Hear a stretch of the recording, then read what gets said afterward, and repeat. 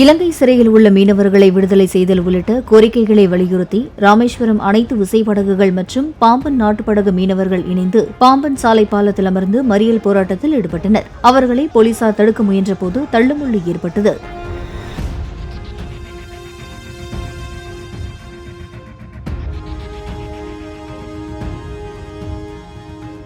தூத்துக்குடி மாவட்ட காவல் கண்காணிப்பாளர் சந்தீஷ் மீனவர்களுடன் பேச்சுவார்த்தை நடத்தியதை அடுத்து மீனவர்கள் அங்கிருந்து கலைந்து சென்றனர்.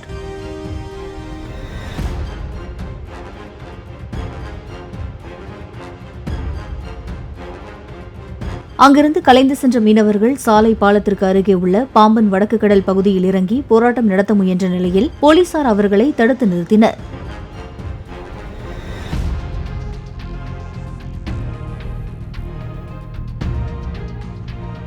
மீனவர்களின் போராட்டம் காரணமாக பாம்பன் சாலை பாலம் மற்றும் பாம்பன் பகுதியில் ஏராளமான போலீசார் பாதுகாப்பு பணியில் ஈடுபட்டுள்ளனர்.